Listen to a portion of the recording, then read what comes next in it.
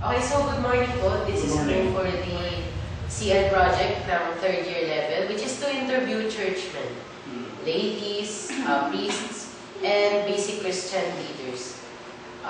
So, napapasok po kayo sa category na yun kasi kayo po ay isang lay minister, which is part of the lay. Ayan, tell us something about yourself po.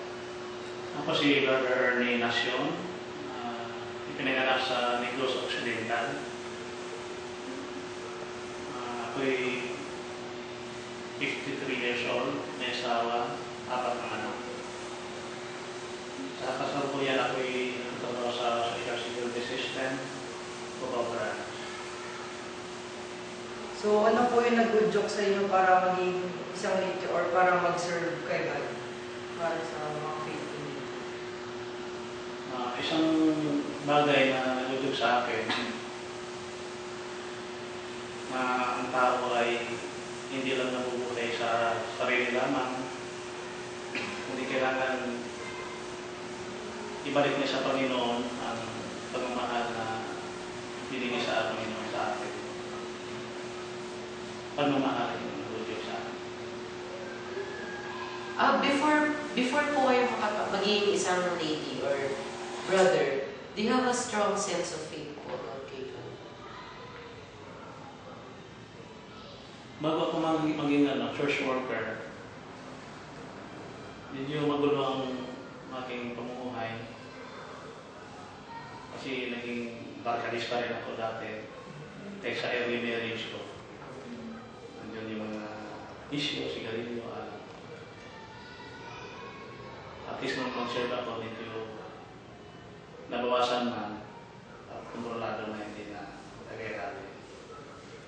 So, nakita niyo po yung tunay ng sarili kay God.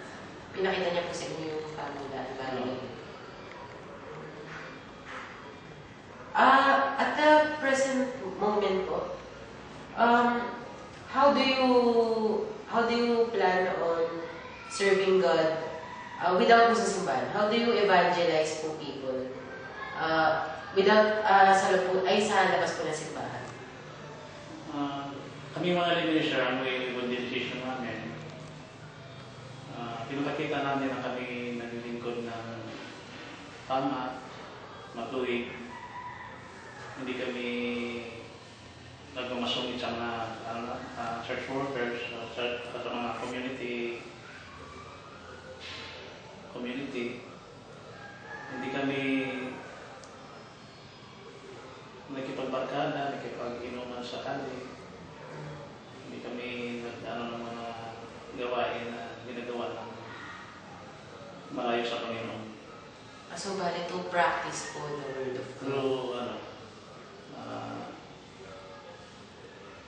we live what we preach. Dumating na po ba kayo sa point ng buhay nyo na you doubted God?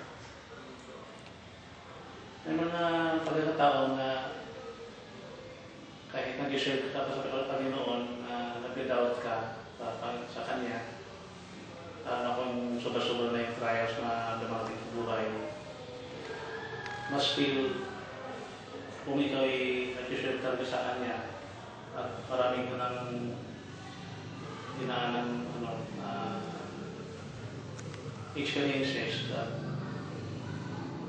about God, nalapasan at na-overcome yung mga trials na yun at yung mga doubts na yun. So, bali po, ano po yung pakiramdam ng isang taong katulad na nagsiserve sa Panginoon? Kung ikay nag-serve sa Panginoon, parang naging fulfilled ka.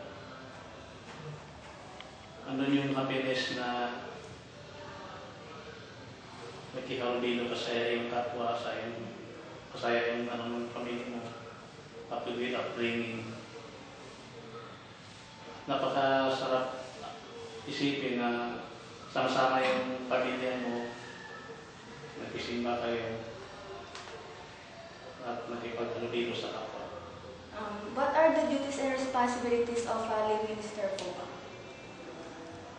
Ang primary na duties ng lay minister ay tutulong sa pare para magbigay ng communion during Mass at magdadala ng banal na communion sa mga sakit sa community.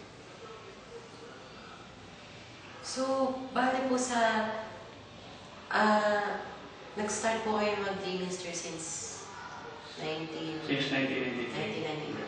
So, bale matagal na rin po yun, no? Sa pagiging lay minister niyo po ba for that long, have you seen people na struggling sa faith nila? Walang sense of need for God? Meron din po bang mga taong talagang puro God na masente na po yun? May tanong sa community natin na masabi mo na malayo sila sa Panginoon, na hindi nagsisimba. Kaya may mga sa parokya, may mga outreach programs para marating sila.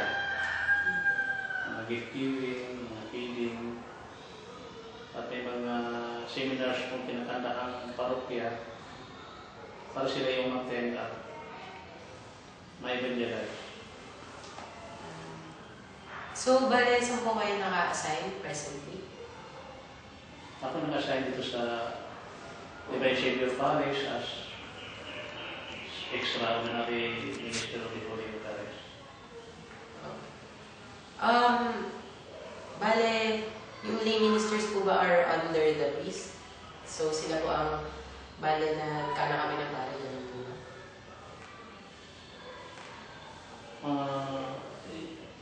Ang parish priest natin, hindi yung nagmumuna ng lahat ng nag-serve sa church servers. But we the ministers, nag-serve as voluntary basis. And we group ourselves as the ministers.